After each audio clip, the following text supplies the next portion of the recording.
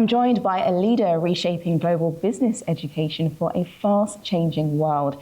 He is president of IE University and has championed innovation, entrepreneurship with an international outlook to prepare the next generation of leaders. Now, he joins me here in Azerbaijan at a pivotal moment where just hours before a strategic partnership with Pasha Holding, Soccer, and with the support of the Ministries of Science, Education and Economy have all signed a landmark memorandum of understanding to establish the IE Hub for Leadership and Innovation in Baku. This is an ambitious initiative which aims to create a regional platform for executive education, cutting-edge research and global collaboration, advancing leadership in areas like digital transformation, artificial intelligence and sustainable development, while also strengthening Azerbaijan's human capital. With this new chapter unfolding, I'm delighted to welcome Santiago Iñiguez de Sonio. Welcome. Thanks very much, Nadia. Thanks for bringing me here. Thanks to A to Z News.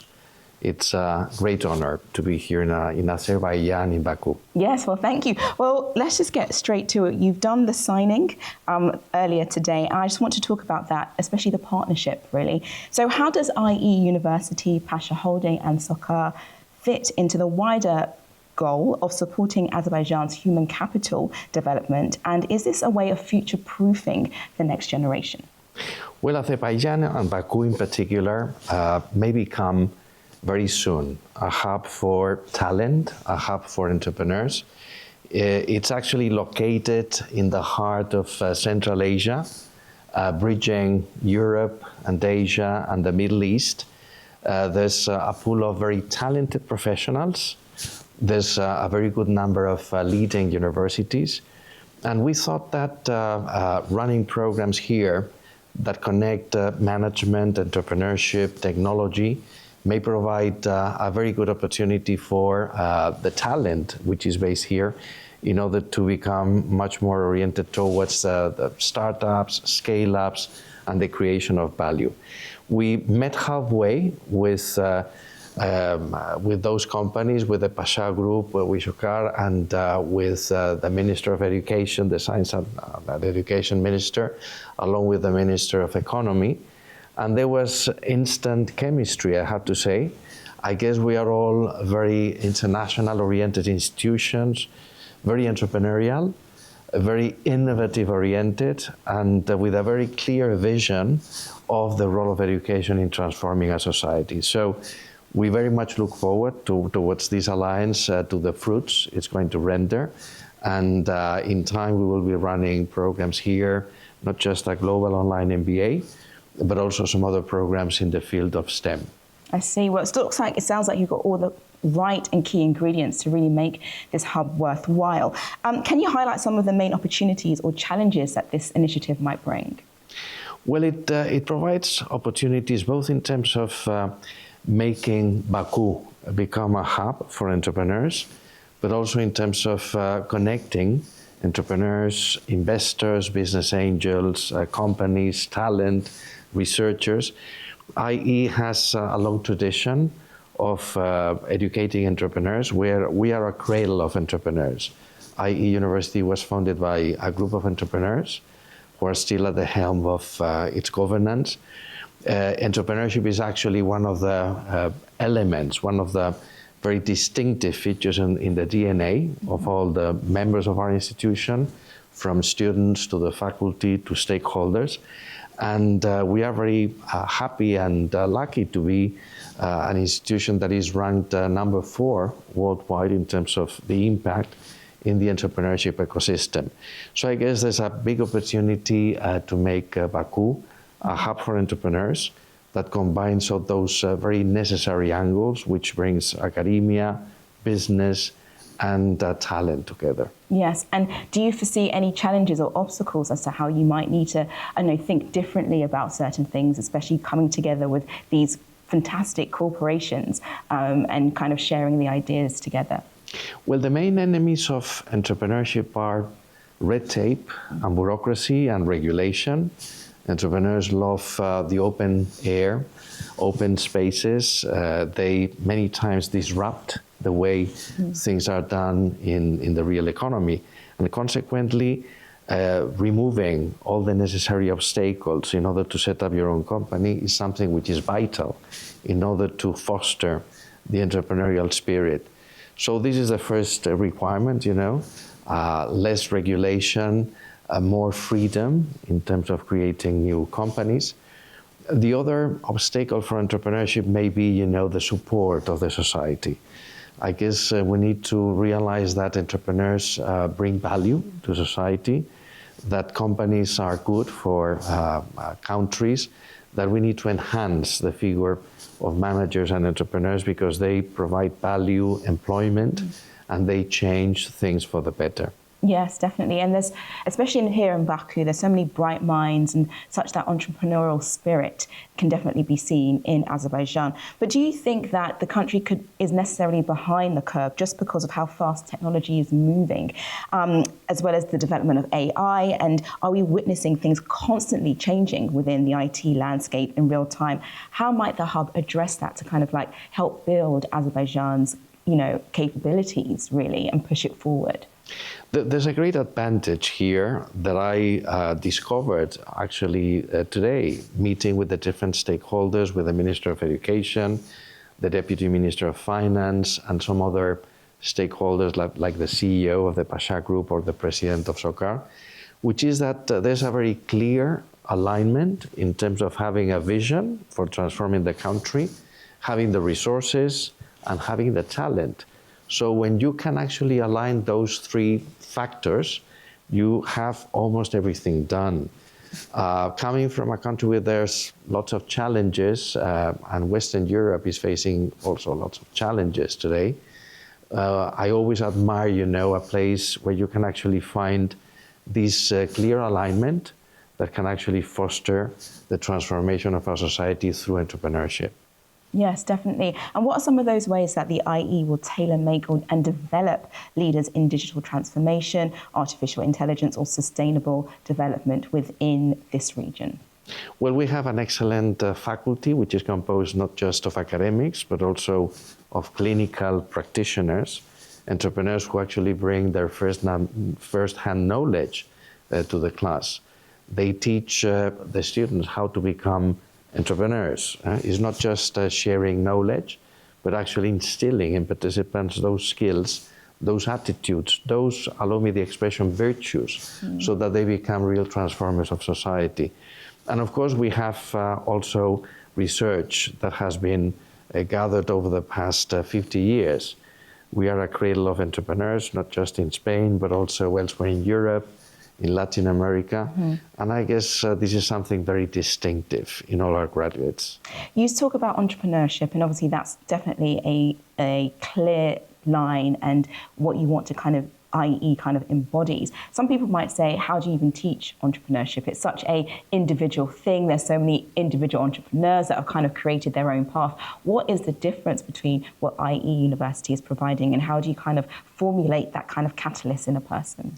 You're very right. It's not something that you can actually just convey through a master lesson. I guess entrepreneurship is something that you breathe.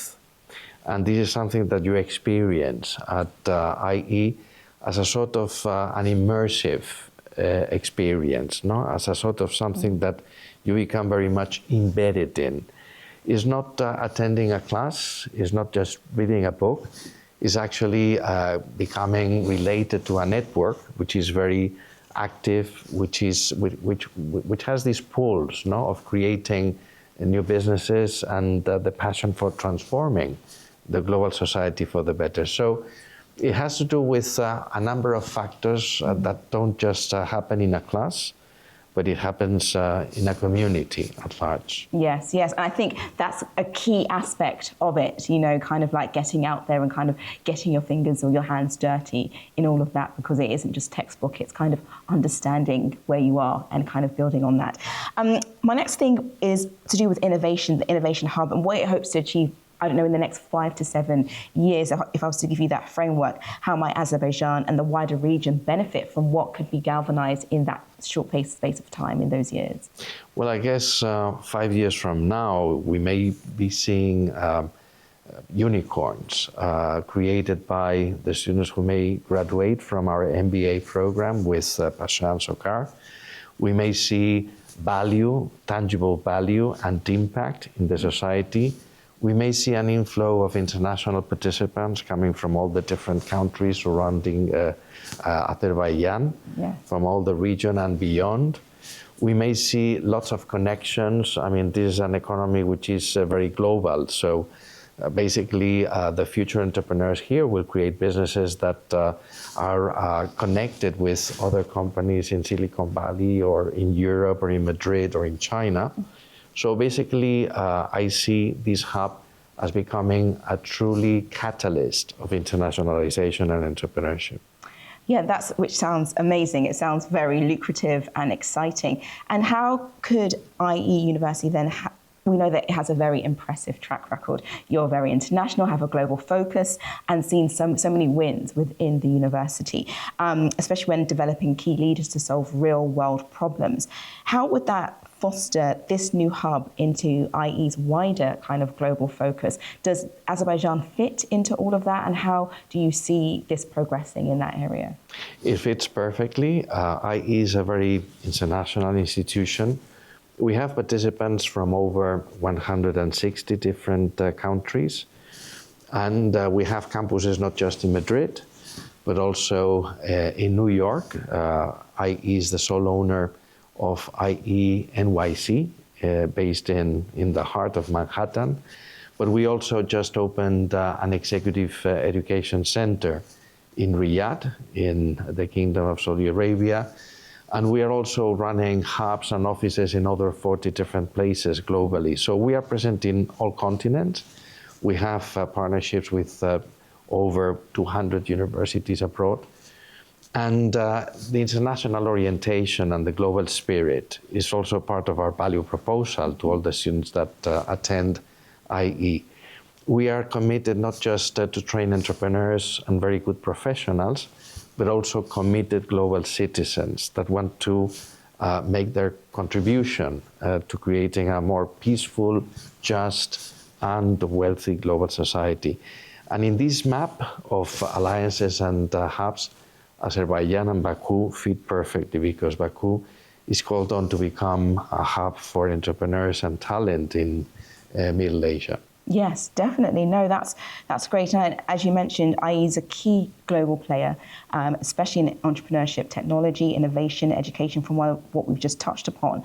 How will it be able to accomplish its goals? You know, how will the hub be able to accomplish its wider goals in relation to training key leaders, in producing, you know, these students with a wide-eyed talent for entrepreneurship or for innovation within technology and things that we desperately need in our modern day society? How does that kind of foster into that? Well, the secret of our success is actually the people.